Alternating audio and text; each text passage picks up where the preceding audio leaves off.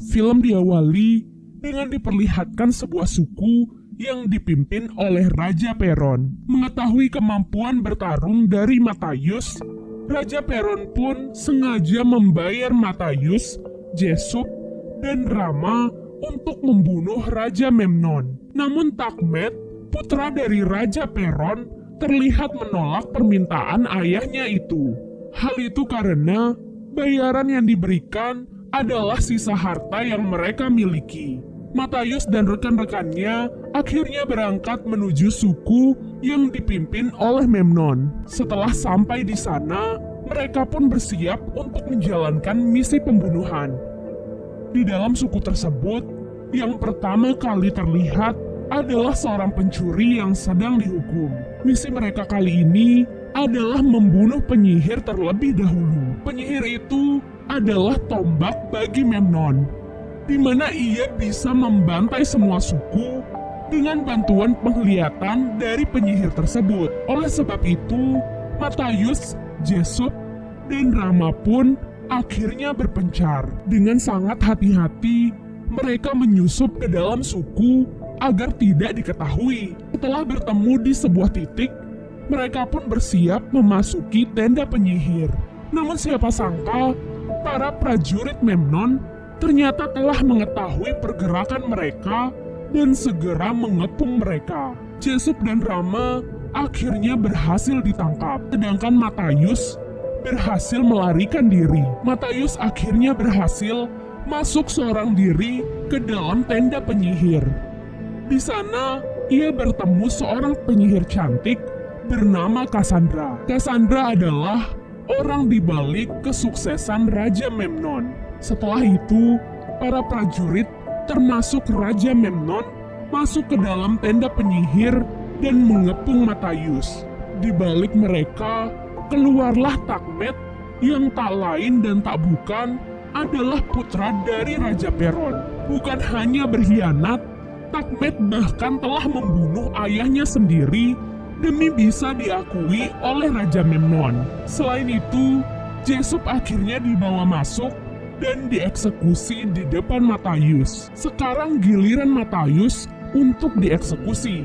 Namun Cassandra berkata bahwa mereka dilarang oleh para dewa untuk membunuh Matthaius malam ini.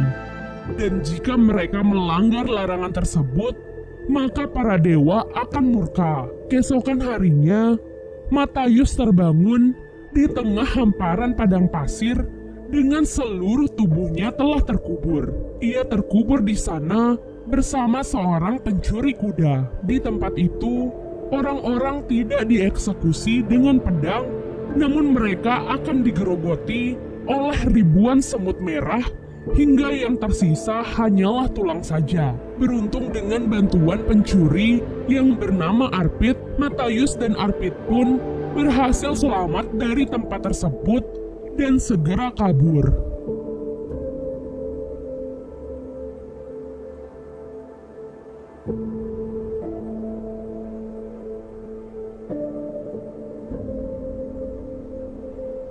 Di waktu yang sama, seperti biasanya, Cassandra akan diminta untuk melihat masa depan. Cassandra pun melihat sebuah penyerangan terhadap suku Memnon yang akan dilakukan oleh suku lainnya.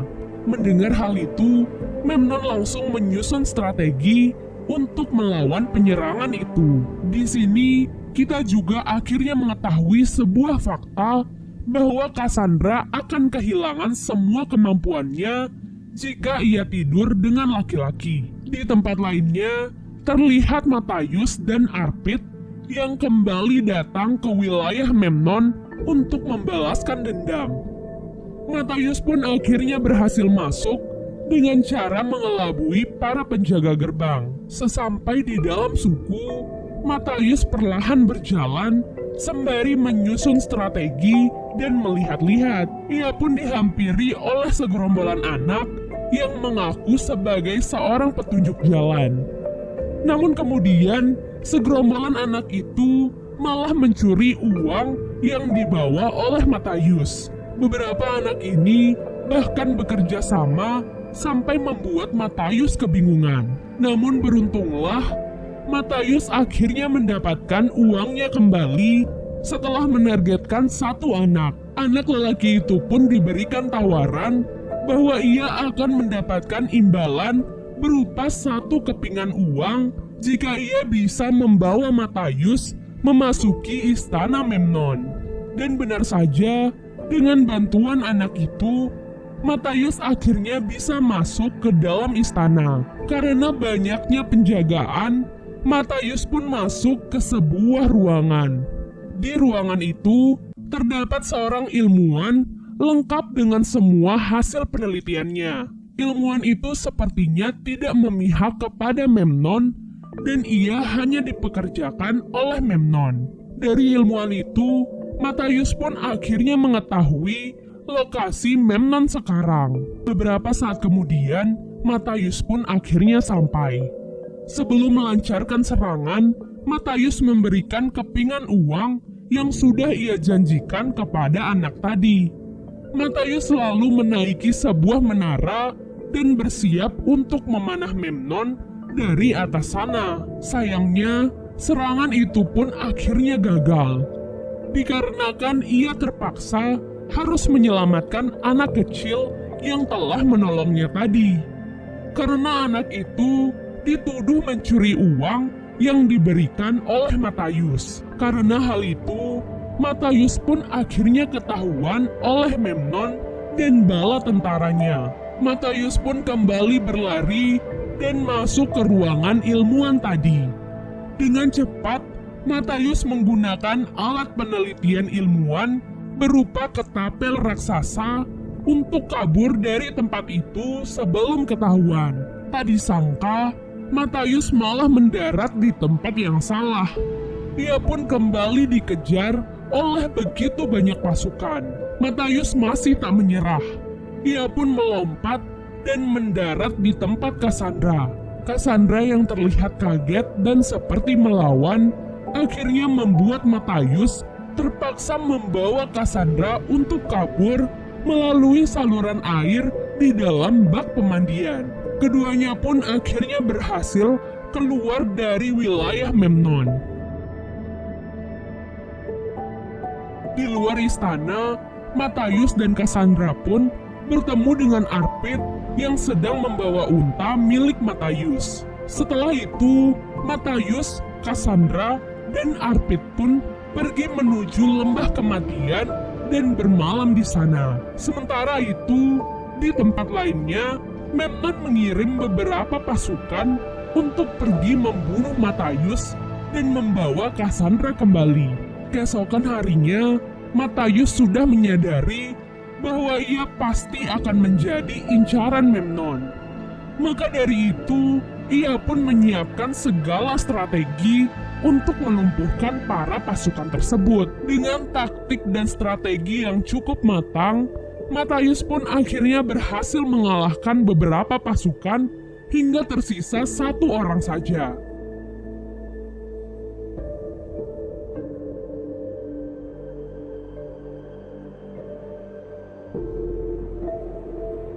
Matius pun berduel 1 lawan 1 melawan prajurit itu.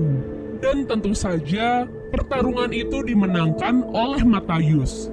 Namun sebelum kematiannya, prajurit itu ternyata berhasil menusuk kaki Matius dengan sebuah anak panah yang sudah dilapisi dengan racun kalajengking. Pada malam harinya, racun itu pun mulai bereaksi di tubuh Matius. Sekujur tubuhnya demam dan dipenuhi keringat. Cassandra yang melihat hal itu akhirnya menggunakan sihirnya untuk mengeluarkan racun dari dalam tubuh Matius. Kemudian Cassandra pun jatuh pingsan setelah menerima seluruh racun tersebut. Keesokan harinya, Matius pun terbangun dengan keadaan sehat. Ketiganya pun memulai untuk melanjutkan perjalanan. Di tengah perjalanan, mereka ternyata bertemu dengan ilmuwan yang telah diusir dari wilayah Memnon. Ia pun akhirnya ikut dengan Matius dan yang lainnya. Di tengah perjalanan, Matius dan yang lainnya berhenti untuk sekedar mengisi tenaga di sebuah danau. Namun tak disangka, mereka malah disergap oleh beberapa penduduk lokal di sana. Wilayah itu dipimpin oleh seseorang bernama Baltazar. Matius pun mencoba untuk bernegosiasi agar dirinya dan yang lainnya bisa bersembunyi untuk sementara waktu di wilayah Baltazar.